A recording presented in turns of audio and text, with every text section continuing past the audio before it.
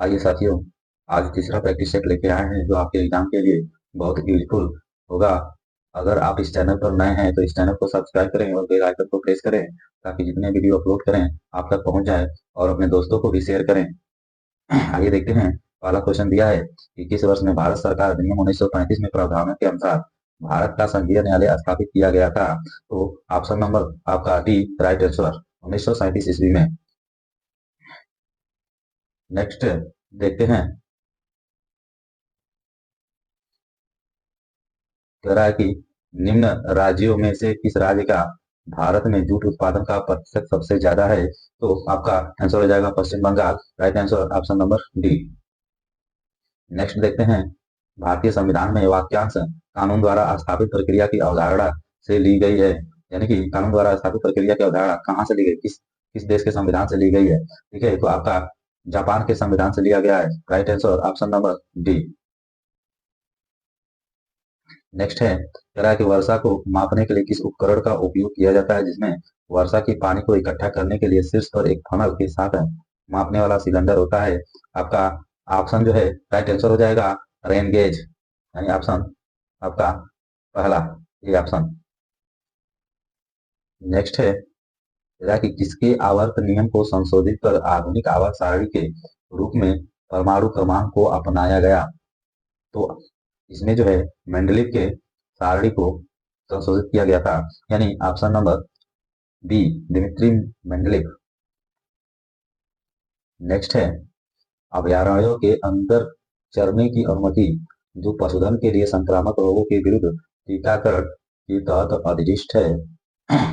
टीकाकरण किसके तहत अधिष्ठित है। तो आपका जो है आंसर हो जाएगा वन्य जीव संरक्षण अधिनियम 1972 की धारा 33 है, यानी ऑप्शन नंबर सी।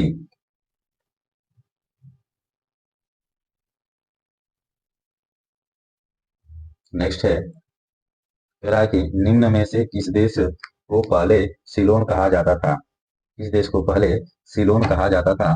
तो आपका राइट आंसर हो जाएगा श्रीलंका, यानी ऑप्शन नंबर बी। नेक्स्ट है, निम्नलिखित में से कौन से विषाणु से स्वाइन फ्लू होता है। तो आपका ऑप्शन राइट आंसर हो जाएगा H1N1 विषाणु, ऑप्शन नंबर ए। नेक्स्ट है, गैस्ट्रोक्रीनियस मांसपेशी मानव शरीर के किस भाग में स्थित है। तो आपका राइट आंसर हो जाएगा निचली टांग में, यानी ऑप्शन नंबर डी। नेक्स्ट है, 1912 में महाद्वीपीय विस्थापन सिद्धांत का प्रस्ताव किसने रखा था। तो आपका राइट आंसर हो जाएगा अल्फ्रेड वेगनर, यानी कि ऑप्शन नंबर बी। नेक्स्ट है, निम्नलिखित में से किस अंतर्राष्ट्रीय संगठन ने मानव और जैव मंडल कार्यक्रम man and the biosphere programme का शुभारंभ किया। तो आपका राइट आंसर हो जाएगा option number A UNESCO. Next है, मुंडा भाषा समूह किससे संबंधित है। तो आपका राइट आंसर हो जाएगा ऑप्शन नंबर ए ऑस्ट्रो एशियाई। नेक्स्ट है, इस्लाम का पालन करने वाले लोगों द्वारा कितने आस्था के स्तंभ स्वीकार किए जाते हैं। तो आपका राइट आंसर हो जाएगा 5, यानी कि ऑप्शन नंबर ए। नेक्स्ट है, निम्न में से कौन सा संसद द्वारा बनाए गए कानूनों की हद के संदर्भ में सही है। तो आपका जो राइट आंसर हो जाएगा संसद पर पूरे भारत के या इसके किसी भी हिस्से के लिए कानून बना सकती है, यानी केवल यही आपका सही होगा, यानी ऑप्शन नंबर यहाँ पे केवल ए दिया है, तो ये ऑप्शन आपका आंसर हो जाएगा। ए और बी में से कोई नहीं, यानी कि ये दोनों जो है इसमें से कोई नहीं है। संसद के नियम भारतीय नागरिकों और दुनिया किसी भी हिस्से में उसकी संपत्ति पर लागू होते हैं, ये भी नहीं है, यानी कि दोनों ही नहीं है। तो आपका ऑप्शन नंबर ए। नेक्स्ट है, भीतरी स्तंभ शिलालेख गुप्त साम्राज्य के शासनकाल के समय की है जो शासक इससे संबंधित है। तो आपका इसमें राइट आंसर हो जाएगा स्कंदगुप्त, यानी ऑप्शन नंबर बी। नेक्स्ट है, भारत में राज्य विधानसभाओं का चुनाव कौन आयोजित करता है। तो आपका राइट आंसर हो जाएगा भारत निर्वाचन आयोग, यानी ऑप्शन नंबर ए।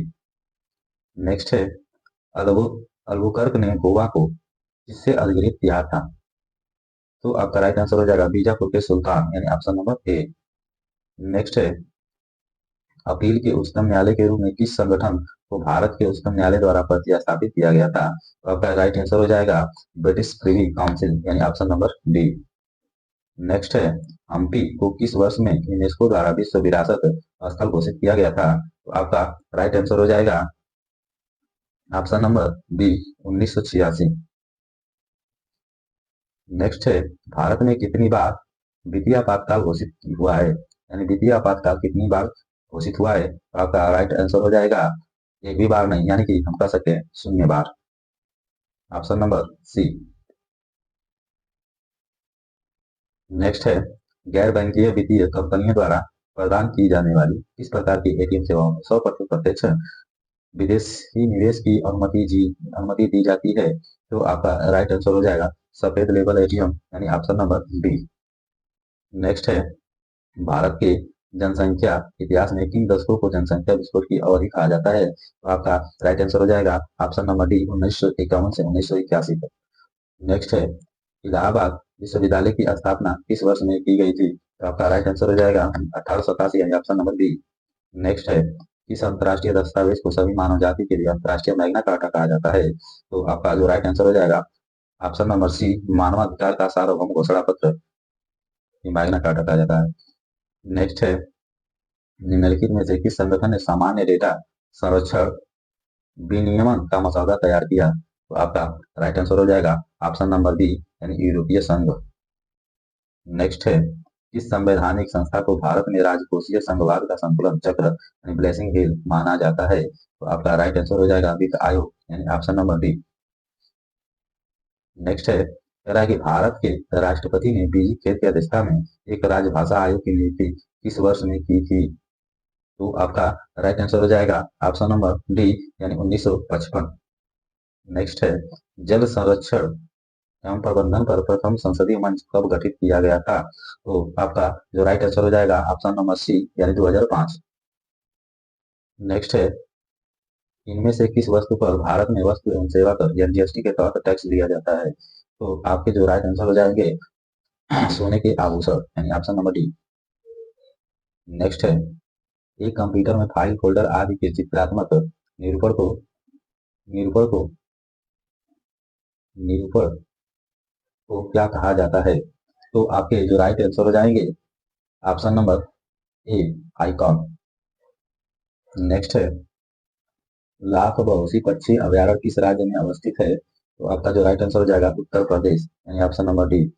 नेक्स्ट है, निम्नलिखित में से किस समिति की स्थापना वर्ष 1998 में की गई थी? तो आपका पुलिस सुधार पर रिबेरो समिति, यानी ऑप्शन नंबर ए।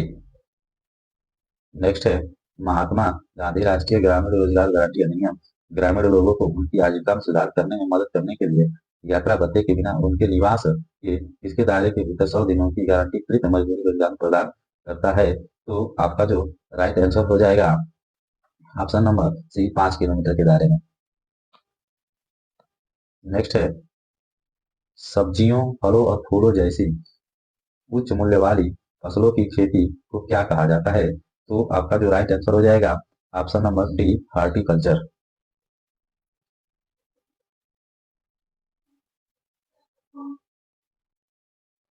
नेक्स्ट है, निम्न में से कौन सा अपने आप में संतुलित भोजन है और किशोरों के लिए अच्छा माना जाता है? तो आपका जो राइट आंसर हो जाएगा दूध, यानी ऑप्शन नंबर सी।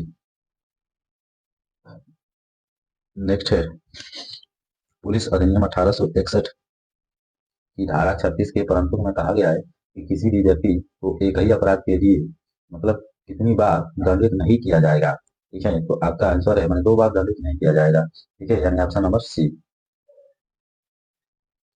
नेक्स्ट है, 11 अप्रैल का दिन किस रूप में मनाया जाता है? 11 अप्रैल का दिन किस रूप में मनाया जाता है? तो राष्ट्रीय पालतू पशु दिवस में, यानी ऑप्शन नंबर डी। नेक्स्ट है, फरवरी 2025 में राष्ट्रपति भवन में शादी करने वाली पहली महिला सीआरपीएफ अधिकारी पूनम गुप्ता किस राज्य से है? राष्ट्रपति भवन में शादी करने वाली जो है वो किस राज्य से हैं? तो आपका जो है राइट आंसर हो जाएगा मध्य प्रदेश से, यानी ऑप्शन नंबर सी।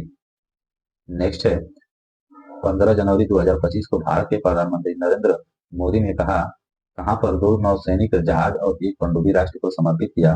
तो मुंबई, आपका राइट आंसर ए। नेक्स्ट है, और लास्ट क्वेश्चन है, कह रहा है कि हाल ही में भारत सरकार ने छोटे किसानों को सशक्त बनाने के लिए कितना किसान उत्पादक संगठन लॉन्च किया। तो इसमें जो आपका राइट आंसर हो जाएगा 10,000, यानी ऑप्शन नंबर बी।